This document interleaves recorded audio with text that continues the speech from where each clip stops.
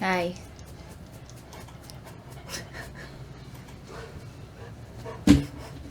All right.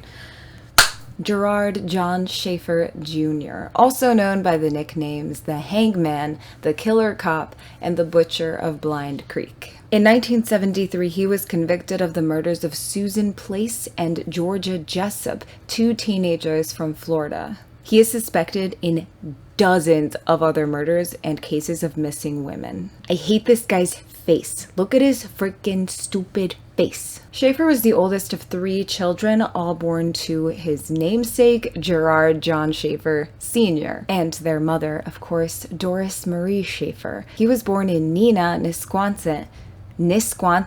What the hell am I saying? Wisconsin. He was born in Neenah, Wisconsin on March 26, 1946. He was raised in Nashville, Tennessee, and then Atlanta, Georgia, and then his family settled in Fort Lauderdale, Florida. This was in 1960. So they settled in Florida when he was 14 years old. Apparently, he had a close relationship with his mother, who worked as a housekeeper, so he was a bit of a mama's boy, but his childhood has been described as troubled, and this is mainly due to his father, who worked as a salesman, but his father was an alcoholic, and that was incredibly problematic for the Schaefer family. They had a difficult relationship. Father and son butted heads a lot, and his dad was also verbally abusive.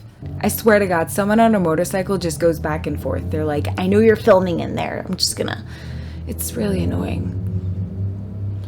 I almost wish it would start raining. He believed that his father resented him, even though he actually was a pretty promising student and was also on the football team. And he was also on the varsity football teams in his junior and sophomore year. So he was a football player with good grades, kind of like typical all-American type kid, but he really believed that his father resented him. But newsflash, he wasn't the all-American kid, because he began in his teens developing a sexual fetish, like voyeurism, but this expressed itself in the form of him becoming a peeping Tom. Former St. Thomas Aquinas, that is quite the name for a school, and I hope I'm pronouncing it correctly, their high school, a former classmate of his, Barbara Krolick, told the Palm Beach Post, quote, I can't remember him being friends with any of the guys.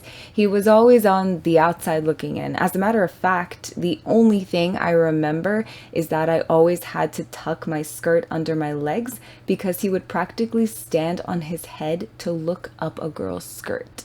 Another classmate in an interview with the Palm Beach Post described Schaefer as weird. And a third said that he was a loner who sometimes, quote, all of a sudden started talking to himself. So I don't know how much of this behavior his parents saw, but maybe his father was like, what the hell happened to my son? Why is my son so weird? So he definitely made people uncomfortable and was noticeably strange. He also developed a fetish for cross-dressing as well as sexual fantasies of sadomasochism and bondage. He also had fantasies of torturing women. In addition to having fantasies of torturing women, he would also sometimes inflict pain on himself for pleasure while wearing women's underwear, after which he would engage in autoerotic asphyxiation, so that is basically choking himself. All of this started in his teens. He graduated from St. Thomas Aquinas High School in 1964. After graduating, he decided to work for a little bit and worked as a fishing guide in the Everglades before enrolling in Broward Community College. After his sophomore year at Broward, he applied for a scholarship and was able to transfer to the Florida Atlantic University in Boca Raton in 1968. The Florida Atlantic University, that sounds cool. That same year, in December, he got married to Martha Marty Louise Fogg. Quite a name, yes. People called her Marty. And they actually met while he was at Broward touring with a singing group called Sing Inside Out. This is described as a patriotic alternative to the hippie movement, with sounds that appeal for freedom. Very patriotic person, I guess. I don't know. This is an interesting group. This is a quote describing it. The principles that guide these youngsters are certainly against the burning of draft cards and those extreme groups now opposing America's efforts in Vietnam. To the Sing Out 66 group, thank you for coming. So he's now married, and God bless his wife. Oh my goodness. In March of 1969, he took a job that someone like him should probably never take. In March of 1969, Schaefer applied for an internship at Plantation High School. He began on September 23rd and was quickly fired on November 7th because of complaints about his behavior. The Plantation High School cited that he was not willing to accept advice from faculty and that he was also trying to impose his beliefs on students. In March of 1970, he applied for another internship. It began April 2nd, and then 7 weeks later, they also let him go. He was supposed to be teaching geography, but apparently he didn't actually know a lot about it. And he was also incredibly arrogant. So just an all-around difficult person to deal with. But the complaints that I've read weren't actually of him being like creepy or overtly sexual to students. It was just that he was like kind of an asshole, basically. Difficult to work with, not good in a teaching position.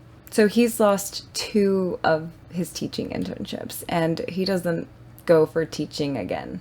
It's not for him. As he gets older, his fantasies increase in frequency and also in intensity. He fantasized a lot. His marriage was also falling apart due to extreme cruelty and his sexual demands. He also spent a lot of time hunting and fishing and was just pretty much away from his wife. He preferred to go do that than to be with her. Kind of living inside his head in these like sex fantasies and then preferring to spend time away from his wife to go hunting and fishing, like that is a recipe for not a great marriage. Their divorce was finalized May 2nd, 1970. After his divorce, he was like, I'm going on vacation. And he went to Europe and North Africa before returning back to Florida to find work. And he started working as a security guard. Soon after, he remarried. In January of 1971, Gerard met a woman named Teresa Dean. She was just 19 years old, and then in September of that same year, they got married. Teresa, his second wife, seemed to submit to his sexual interests. She was willing to indulge his demands of her, and they also shared a passion for fishing. Teresa is very young and probably impressionable. But I don't know, I don't want to take agency away from her. But she unfortunately married this guy. Schaefer wanted more than working as a security guard. Schaefer applied to work with the Wilton Police Department and, of course, failed, to mention that he'd been fired multiple times that previous year. Instead, he claimed that he had 2 years of experience working as a researcher with the Florida Atlantic University and that he just got back from traveling around Morocco. So exotic. The work experience that he claimed he had was not verified, and so in September of 1971, he began working with the Broward County Police Department. It was a lot easier to pass background checks back then. And get this, he was also fired. A shocking turn of events, truly. This man cannot hold a job. The reason he was fired is startling. His superiors let him go because he had been pulling over female citizens and checking their IDs in order to obtain personal information from them and like see their name and find out where they lived. And then he was contacting them, asking them out on dates. So the Wilton Manors police were like, bye, creep. Schaefer also didn't like the position he was in, I guess, like working as a traffic cop or, you know, whatever it was he was doing, a patrol officer. And he was already looking for a better job position. And he actually forged a letter from Wilton Manors in order to get a better job. He began working as a deputy at the Martin County Sheriff's Department in June of 1972. June 23rd, 1972. Truly, I don't think you could get away with this today. Here we go, guys. Less than a month later, on the afternoon of July 21st, Schaefer encountered two hitchhikers, 18-year-old Nancy Ellen Trotter and 17-year-old Paula Sue Wells. I mean, he picked them up and took them where they wanted to go, and then he cautioned them about the dangers of hitchhiking. When he picked them up, he learned that they were still intending to hitchhike further to Jensen Beach. So he was dropping them off, and then the next day they were going to hitchhike again to get to their destination. And what a perfect gentleman. He offered them a ride. And because he, gave them a warning about hitchhikers and had proved himself to them because, he picked them up and then dropped them off safely, I guess they trusted him and they agreed. They were like, yeah, we'll take a ride from you, sure. That solves their problem of having to, walk around to hitchhiking. They were two young girls, so I don't think it probably would have been much of an issue for them to get a ride from somebody, but unfortunately, they got a ride from Gerard Schaefer. He also apparently made them very comfortable because he was a deputy, so being on duty, he was able to kind of make them feel safe. But the next day, when he showed up, he was out of uniform, driving his personal car. He somehow convinced them that he was still on duty, like in plain clothes, undercover, and driving an unmarked car. Schaefer again lectures the girls about the dangers of hitchhiking and also the dangers of being, quote, sold into white slavery. And then he stops at a nearby rundown shed. This is in a remote forest near the Indian River. He handcuffed them, gagged them, and then he took one victim to a nearby tree where he tied her legs just below the knees to the trunk of the tree. He also put a noose around her neck and tied the rope up to force her to have to stand up straight. So if she slacked a little bit, it would put pressure on her neck from the noose. He then took the second girl to another nearby tree and bound her in a very similar manner. But she was forced to stand on a narrow exposed tree root in order to avoid putting pressure on her neck and choking herself. Then he told them that they would be raped and murdered.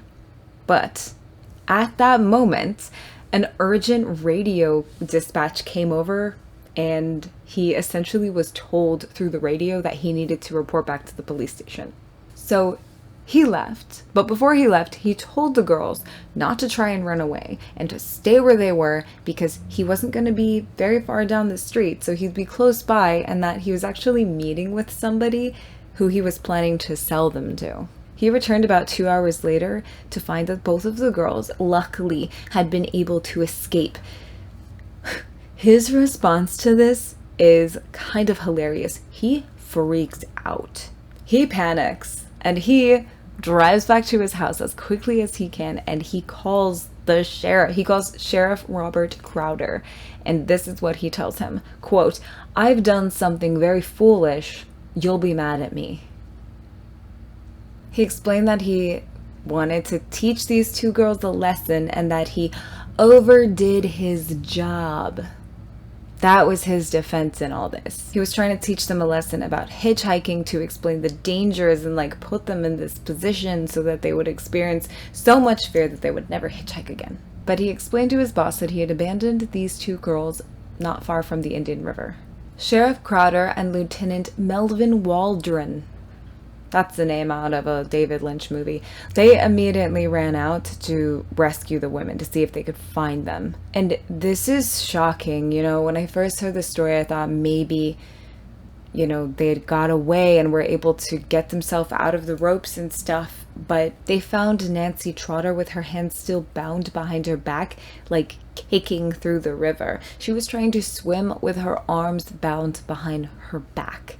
I guess Nancy spotted them or something, because as they came closer to the point that she was at, she kicked her way over to the edge and stumbled onto the riverbank, and they saw that her clothes were basically shredded. And she still has a gag in her mouth, so she was able to escape from being tied to this tree trunk, and then with the gag in her mouth and her hands tied behind her back, was able to swim through the frickin' river. Anyway, they meet and they take the gag out of her mouth, and she tells them like her friend is still out there somewhere. Somebody needs to find my friend. And luckily, Paula Wells actually had been spotted by a truck driver. I don't know how the two got separated.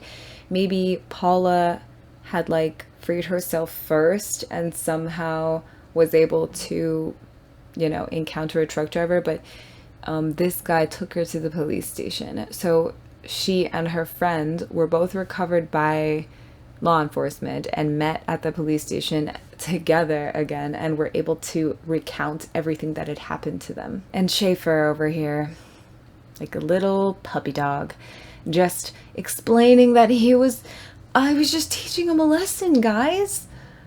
Come on. They were hitchhiking. Don't you know the dangers of hitchhiking? It's baffling and like laughable, honestly. He was placed under arrest. Sheriff Crowder instructed his deputies to file charges of false imprisonment and aggravated assault. And then Gerard Schaefer was subsequently fired, obviously.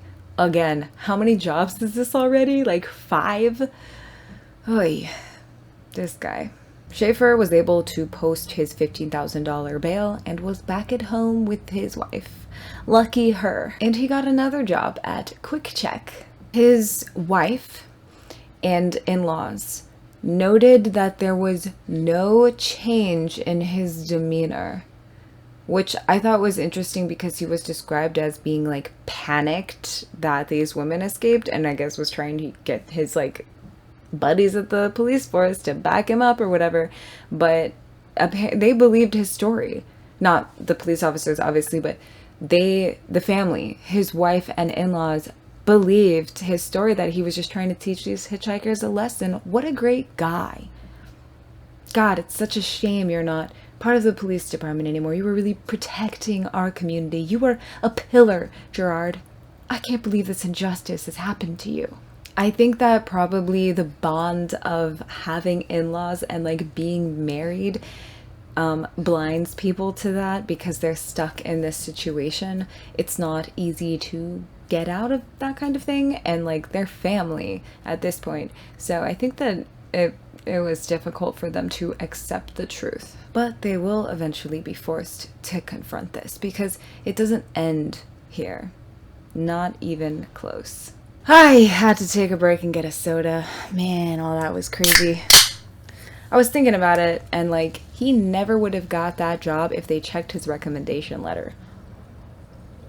They would have called that other office and been like, hey, that was a nice letter that you wrote for Schaefer over there. And they'd be like, I did what? What are you talking about? We fired that freaking guy. He was pulling random girls over trying to get their numbers from their IDs. And he never would have got that job. So I don't know. I mean, clearly it was easier to get away with that stuff back then. But, you know, they could have checked the recommendation letter instead of just taking it on for a word, you know? On September 27th, 1972, Schaefer abducts friends, 17-year-old Susan Carol Place and 16-year-old Georgia Marie Jessup. All 3 of them met while attending an adult education center at Fort Lauderdale. Schaefer actually introduced himself to both of the girls as Jerry Shepard from Colorado, so he's using an alias now. On the afternoon of their disappearance, Place's mother, Lucille, came home to find her daughter, quote, straightening her room, while her friend Jessup was sitting on a chair. And based on the context, it seemed like Jerry was there too. The 2 girls introduced their mother to a man in his 20s named Jerry. The 3 of them said that they were going to the beach to play guitar. I like Lucille. She's smart. She was very suspicious of Jerry, and even though he had like convinced her of his good intentions and all, she decided to write down his license plate number. He had a 1968 Datsun, and she jotted that down.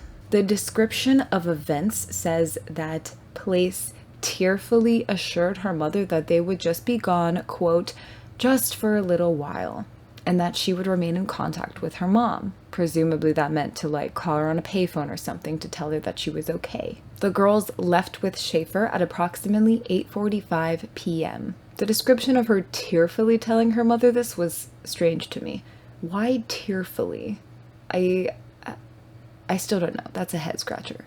After 4 days, Lucille contacted Jessup's mother, Shirley, and that's when she learned that Georgia had actually run away on the same day. Shirley said she hadn't heard from either of them since the 27th. Both Susan Place and Georgia Jessup were reported missing to the Oakland Park Police. Lucille gave investigators the license plate number that she had jotted down and described the man to them, saying that his name was Jerry Shepard. The license plate traced back to somebody who had a completely different make and model car, and they didn't meet the description for Jerry Shepard, and they also had an alibi for the 27th. The only Jerry Shepard that lived in Fort Lauderdale had an alibi for the 27th, and by early 1973, the case had gone cold. Remains were later found and identified as Susan Place, and she had a gunshot wound to her lower jaw that was consistent with a .22 caliber bullet. On October 26, 1972, so really shortly after the September 27th abductions, 14-year-old Mary Alice Briscolina and 13-year-old Elise Lena Farmer vanished while hitchhiking to a restaurant from a Lauderdale by the Sea motel.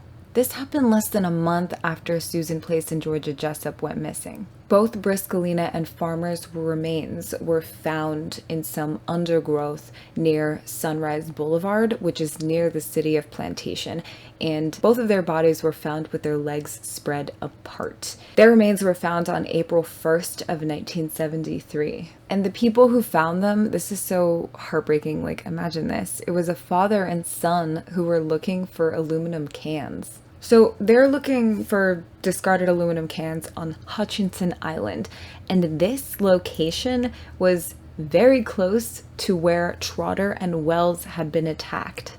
Briscolina was severely beaten, and several of her fingernails had been torn away, which suggests a serious struggle. And Farmer had been bludgeoned to death, and both of their bodies were mutilated. Briscolina's friend told the authorities that she and Farmer would often visit the apartment that was rented by Briscolina's older sister's boyfriend, and they identified this man as Gary Schaefer. They also said that Gary claimed to be a former Wilton Manors police officer.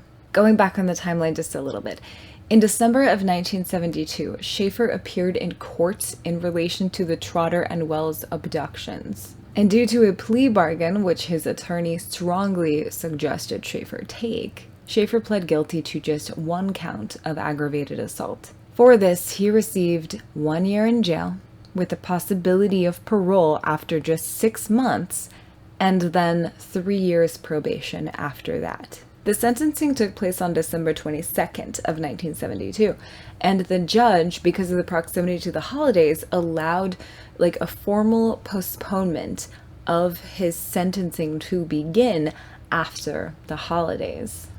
So Schaefer didn't begin serving his sentence until January 15th, 1973 at the Martin County Jail. So this is just a few days away from Christmas. Susan Gail Poole, age 15, was a Fort Lauderdale teenager who was reported missing by her family from their Broward County trailer park shortly before Christmas of 1973. And this was just months after Trotter and Wells had been picked up by Schaefer.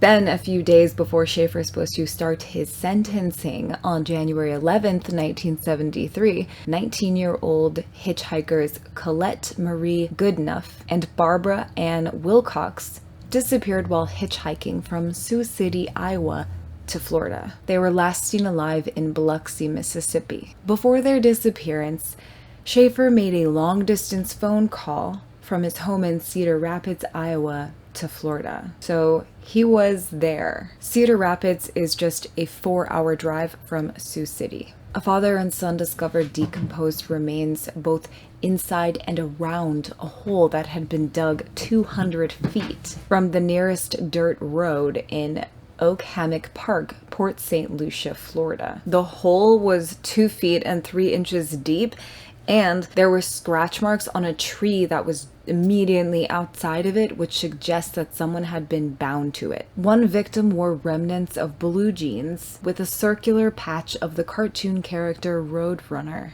The other was nude, and a pile of clothing was found in nearby underbrush. The victims were found just 5 miles from where the first 2 girls had been tied to trees, and the victims' remains had been scattered by animals. I'm going to read these details from you, and this is from Murder Pop Magazine, which is my magazine. If you want to support me, go to my platform and subscribe there. So the victims had been bound before being murdered, and several bones were completely severed with a blade of some kind. Their spinal cords were severed in multiple locations, their jawbones had multiple fractures, and they were decapitated. Damage to the bark of a tree near the grave revealed torn clothing fibers and suggest that the victims were suspended from it. Sound familiar? Additionally, the letters G.J. had been carved into the trunk. He's literally leaving his initials signed into the tree. What a freak. On the morning of June 16th, 1974, a man and his sons found additional remains. These were found in a swampy, wooded area of Singer Island known as Burnt Bridges. And in 2022, just 2 years ago, this happened in the early 1970s.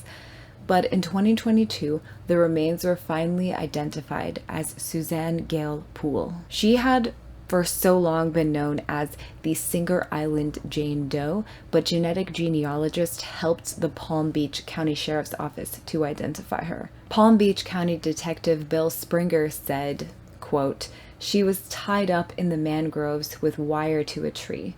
She was skeletal remains, totally nothing left of her except bones." Schaefer is suspected of killing this woman because her remains were bound to mangrove trees. I also think that the letters G.J. could be a hint for Gerard, John, but I don't know. Gerard starts doing his time in January of 1973, but in March of that year, Lucille Place's mother actually found a letter that this Jerry person had written to her daughter, so she decides to drive to the return address. This woman is so smart. She's writing down license plates numbers. She's like looking through her daughter's things. She finds this letter. She's like, what is this address? I'm gonna go check this out. The return address was to 333 Martin Avenue in Stuart, Florida. She learned from the building manager that Jerry Shepard was actually Gerard Schaefer and that he had recently been sent to prison for abducting and attempting to hang 2 girls. Schaefer completely denies having ever met the 2 girls or their parents, but Lucille saw a photo of him and she was like, "That's Jerry. That is the man that I met." So she identified him by a photograph.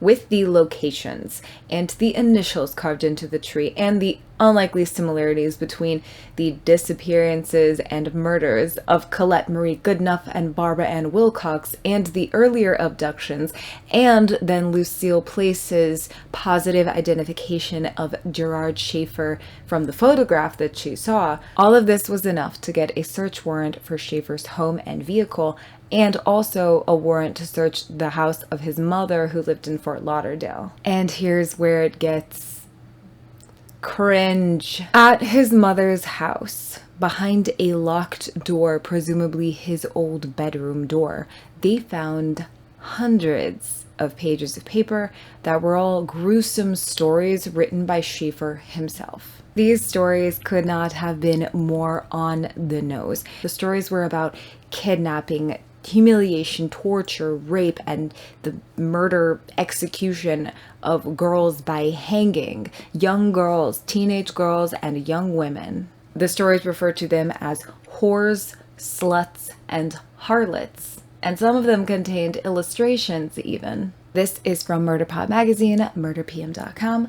The writings reveal his sexual fascination with torture and execution, particularly asphyxophilia as well as urophilia and cropophilia, which are urination and defecation fetishes, both before and at the time of death by hanging.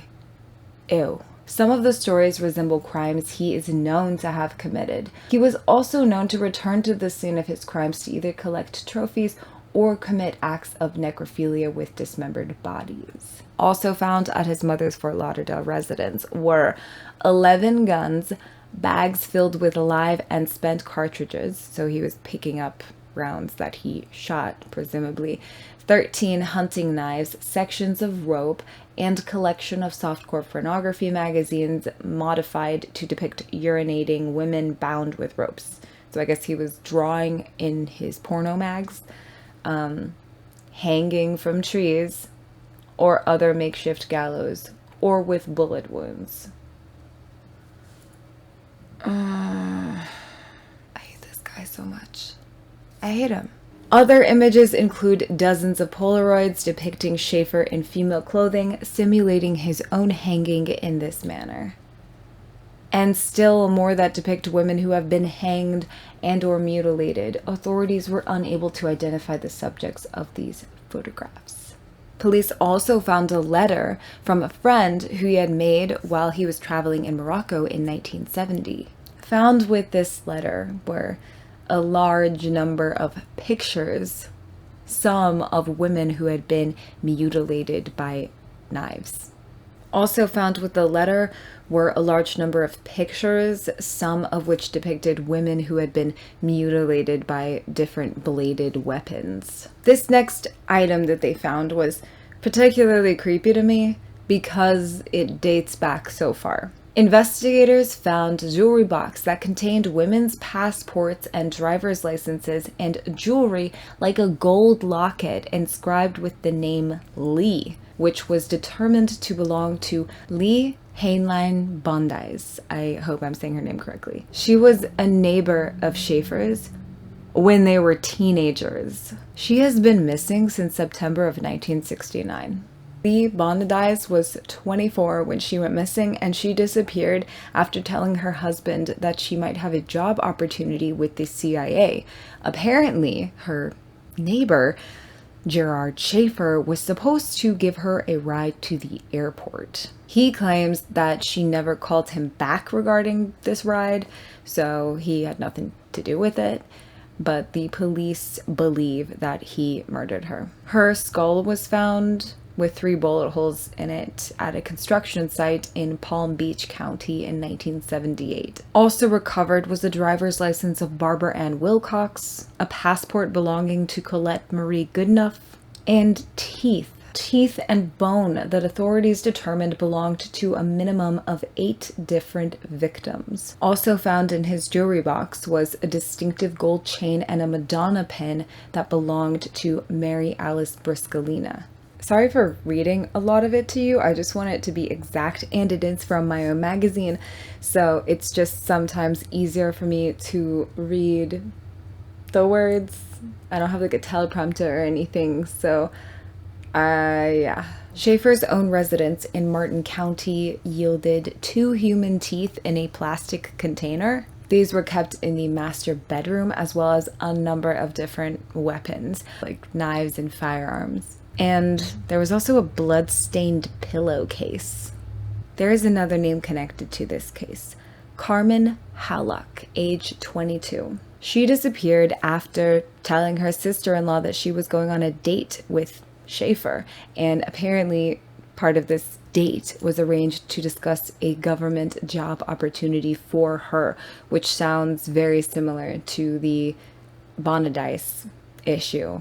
The whole CIA job opportunity grift, I guess. And for their date, she was wearing a black chiffon dress. The teeth that were removed at Schaefer's home were determined to be Carmen's. She also would often wear a gold shamrock pin, and that was also found at his house. Also, in one of the stories that the police found at his mom's house, he had written about the mutilation and the hanging of a woman in a black chiffon dress. In addition, Jessup's purse was found in the possession of Schaefer's wife.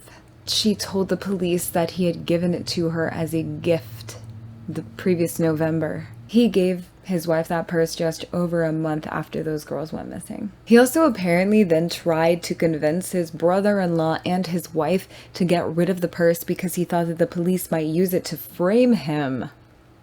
Frame you how? Instead, his brother-in-law handed the purse over to the police. Then the press got involved. Oh boy. Not long after this, a list of 28 names of murdered or missing women presented as victims of Schaefer were leaked and published. The majority of them were from Florida, but 2 of them were the women who were hitchhiking in Iowa, and then 2 of them were in West Virginia. This list was very problematic because it was known to actually contain names of women who were still alive, and some women who had gone missing while Schaefer was in prison, like after his sentence had already started, and women who were known to have died of other causes. So this is an incredibly flawed list, and it's dangerous to do things like this, because if they were involved in another crime, it could get that person off the hook, or it could cause a lot of anguish for the families to all of a sudden, it puts these ideas in their head that he might be doing all this stuff to their kid who's missing, and maybe it had nothing to do with that. I mean, the list goes on. Obviously, Schaefer's guilty as sin, but I don't think he should get credit for murders that he didn't commit. And I say credit because I think he would want credit, if that makes sense, but whatever. On May 18th, 1973, Schaefer was formally charged with killing Place and Jessup. He was held without bond pending trial and had to undergo 30 days of psychiatric examinations at the Florida State Hospital in Chattahoochee. Schaefer was determined to suffer from paranoia, psychosis, and acute sexual deviance. He viewed himself as, quote, an eliminator of women he deemed immoral. He was, however, deemed mentally incompetent to stand trial, and he declared that he was innocent. Schaefer was brought to trial on September 17th, 1973 in St. Lucie County. At his pretrial, he did testify, and he denied knowing anything about the murders of Place or Jessup and completely denied being involved. He said that he couldn't remember where he was at the time of the murders, though. Under the advice of his counsel at his actual trial, he did not testify.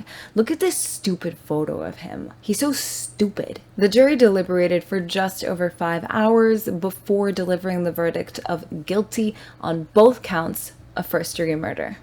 When asked if he had anything to say prior to sentencing, Schaefer just reiterated that he was innocent, and he also requested to be sent to a psychiatric hospital.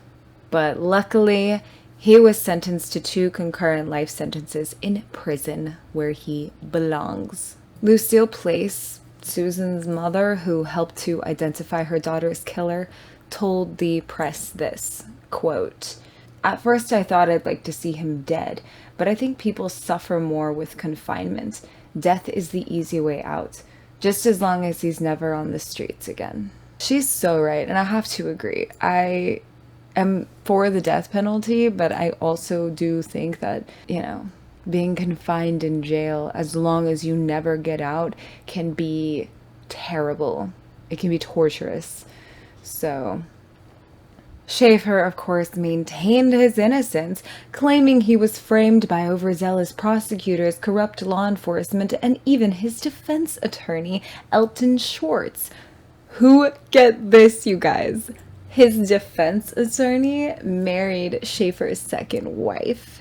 This happened in December 1973. Bam! I think that's hilarious that his wife was like, she's finding out all this stuff about her husband and then ends up marrying his defense attorney. That's so bizarre. Some of the things that he claims really do make him seem like kind of a paranoid psycho. So he maintains his innocence. He says he never met either of the victims that he was convicted of murdering, but he talks about them and characterizes them in certain ways. And I'm like, if you've never met these people, how do you know?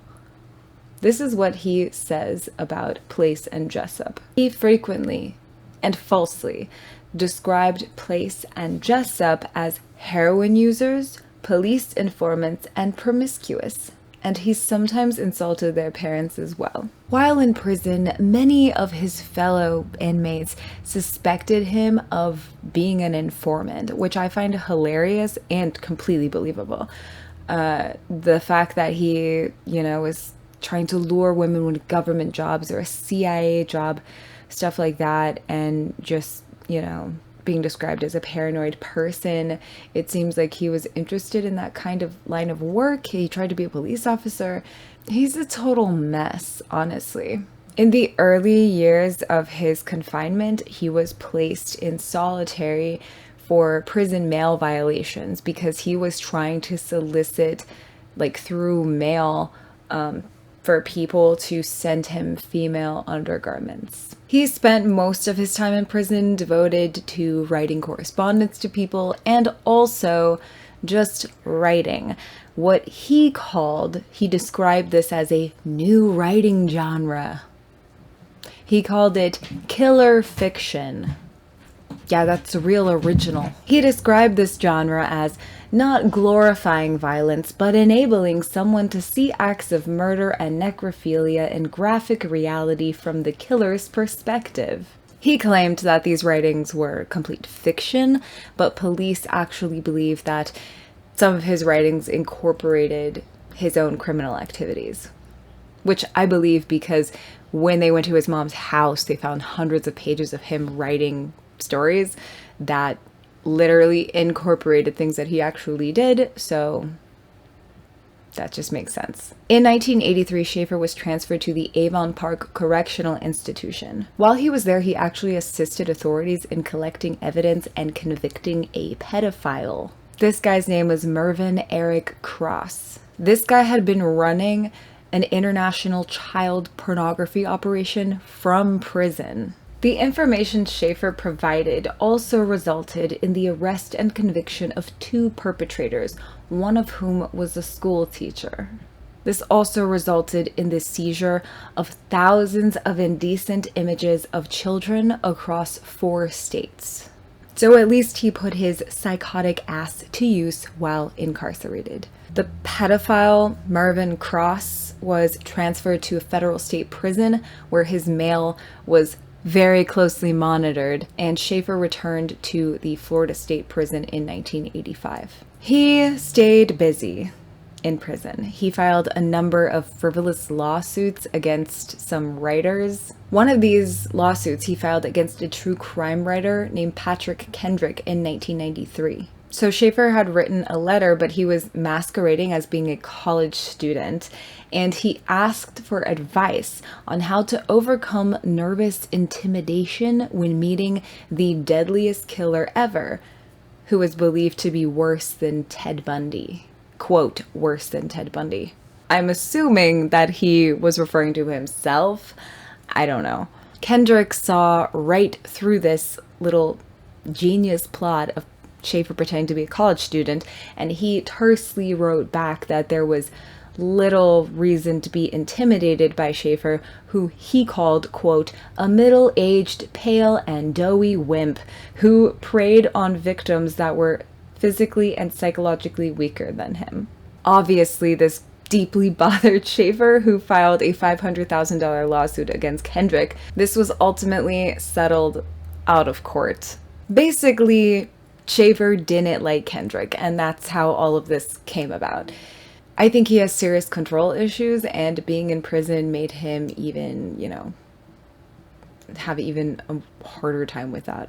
He also sued true crime authors Sondra London, Colin Wilson, and Michael Newton, and former FBI agent Robert Ressler for describing him as a serial killer in print. Bro, that's what you are.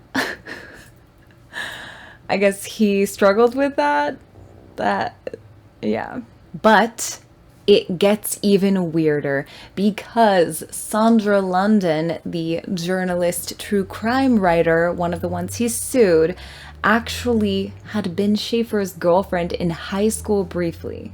And she interviewed him at length following his conviction. Eventually, she even helped him publish a series of his short stories, which was called Killer Fiction. This was published in 1990. There was a second book a couple years later called Beyond Killer Fiction. The stories with Killer Fiction and Beyond Killer Fiction typically involve the graphic torture, mutilation, and murder of young women, usually from the perspective of the killer, who is often a police officer. I do have a copy of Killer Fiction somewhere, but because of all the moving and everything I've done, it's in a storage unit, and I have not read it yet. But when I do, I'll let you know what I think. Has anyone here read his books? I'm curious to know your thoughts on them. Schaefer remained adamant that what he wrote about, the stories in his books, were fictional. He said that he was inspired to write these after seeing Herschel Gordon Lewis's 1963 movie called Blood Feast. As mentioned before, police and investigators really felt that that his stories were actually about his own crimes, and in letters to Schaefer's lawyer, he admitted this. He explains that his story, Murder Demons, specifically recounts the murders of Briskelina and Farmer. A revised edition of Killer Fiction published after Schaefer's death includes numerous stories and rambling articles from the first two books, along with a collection of letters to London, in which Schaefer claimed to be responsible for many more murders of women and girls. He also claimed that fellow serial killer inmate Ted Bundy admired and envied him and accused Bundy of, quote, playing a copycat. Okay, that might be true. I don't know. His ego is just so big, but also so is Ted Bundy's, and I feel like there would be like a rivalry there. I don't know. They're both freaks. This is an excerpt from a letter that he wrote to Sondra London in 1992. When I nabbed Jessup Place, I had been in the ghoul game for almost 10 years, so I knew what to expect from these juicy young creatures at the end. Doing doubles is far more difficult than doing singles, but on the other hand, it also puts one in a position to have twice as much fun. There can be some lively discussions about which of the victims will get to be killed first. When you have a pair of lively teenage bimbolinas bound hand and foot and ready for a session with the skinning knife, neither one of the little devils wants to be the one to go first, and they don't mind telling you quickly why their best friend should be the one to die. London noted that at the time he was sending her these letters, he was publicly proclaiming his innocence and threatening to sue anyone who called him a serial killer. In one letter, Schaefer claimed to have begun murdering women in 1965 at the age of 19. In another, he claimed to be responsible for the December 1969 disappearance of two schoolgirls, 9-year-old Peggy Rann and 8-year-old Wendy Stevenson, who he claimed to have kidnapped from Pompano Beach and cannibalized. Publicly, Schaefer denied any involvement in these crimes. Sondra London ended her collaboration with Schaefer in 1991. This came shortly after she publicly renounced these claims that he'd been making about how he was just some framed ex-cop who wrote like gory fiction. Is that really how he saw himself? There's no way. Schaefer also allegedly threatened her life repeatedly. One of the many frivolous lawsuits he filed was directed against her for publicly referring to him as a serial killer in print format. In support of her defense against his lawsuit, London compiled photocopies of 500 handwritten incriminating pages of Schaefer's correspondence. That's a lot. That's a lot of writing. The judge immediately dismissed Schaefer's lawsuit. His lawsuit against Newton and Wilson were likewise dismissed after London provided copies of the 500 pages to them. This is a really bizarre side of this whole story. Sondra London also collaborated with another Florida serial killer named Daniel Rawling on The Making of a Serial Killer, the true story of the Gainesville murders in the killer's own words. While working on this, they developed a romantic relationship and married. This whole thing makes me just think Sondra London is like a journalist, true crime writer type, but she's also like a hybristophiliac. I know that she dated Schaefer before she knew about all this stuff with him, but I don't know. That's really weird. It's super weird to write a book about a serial killer, two serial killers, and then you marry one of them. What the wow. And family members of Rowling's 5 victims accused London of trivializing and making a mockery of their children's deaths. During a sentencing hearing in 1993, after the circuit judge pronounced a sentencing for the robbery conviction, he gave Rowling the opportunity to speak. Instead of addressing the court, Rowling said, quote, "Sondra, they might keep you from me, but I want you to know they can't stamp out the love and affection that I have for you in my heart."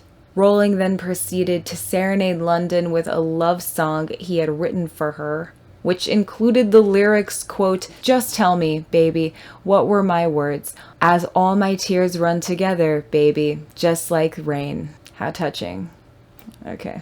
She was accused of exploiting the killer and his victims for profit, but she told the Post at the time, quote, "I could have exploited him without pretending to love him. It wasn't necessary to get the story. I already had the story. Once it happened, I was only honest enough to admit it." I think you got a problem, Sandy. That's my take. Reflecting back decades later, Linda played down. Reflecting back decades later, she downplayed their relationship, insisting to The Sun that her focus was writing a book and saying that she never considered their relationship romantic because, quote, "there was nothing romantic about it." She sounds like a sociopath. Okay. She also says, quote, "We were working closely together, and you'll find that many people that worked together on a project develop personal feelings. I would describe my emotions as more maternal than anything else." That's also weird. "I learned about his childhood and how he came to be. The emotions I felt were, I just wished I could have had access to that little boy to protect him from what was happening to him."